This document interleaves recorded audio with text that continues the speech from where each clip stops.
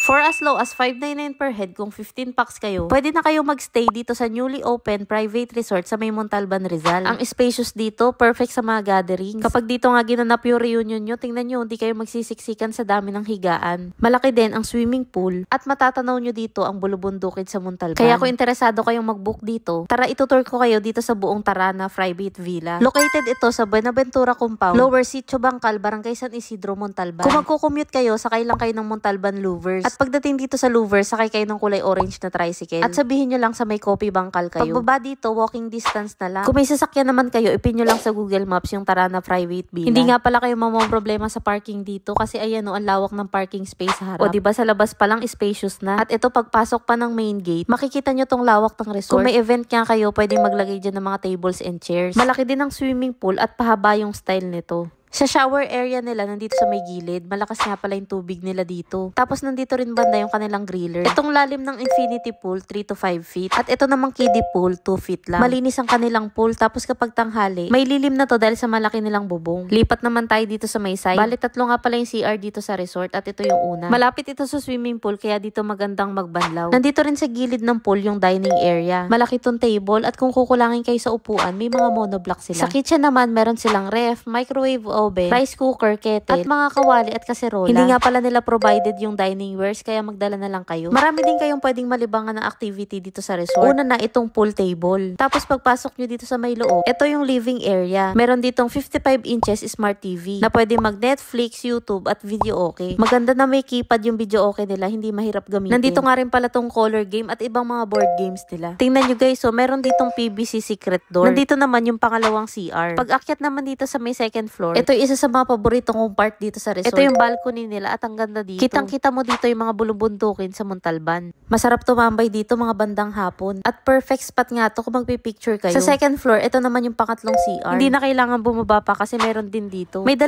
kwarto dito sa taas. At bawat room ay naka-air condition. Malamig dito sa room at malalambot ang kama. At ang maximum capacity ng bawat kwarto ay 20 packs. Ang laki nga nitong resort at napakaganda. Sulit nga ibabayad nyo sa ganda nitong buong resort. Ito pa yung rates nila kapag overnight at 21 hours stay. Ang maximum capacity nga pala nitong resort ay hanggang 50 packs. Kaya guys, kung balak nyo na rin mag-book dito, mag-message lang po kayo direkta sa kanilang Facebook page. I-search nyo lang ang Tarana Private Villa. Marami pa nga pala kaming i-share sa inyo ng mga sulit na staycation, kaya huwag niyong kalimutang mag-follow. Yun lang, maraming salamat po sa panonood. Bye!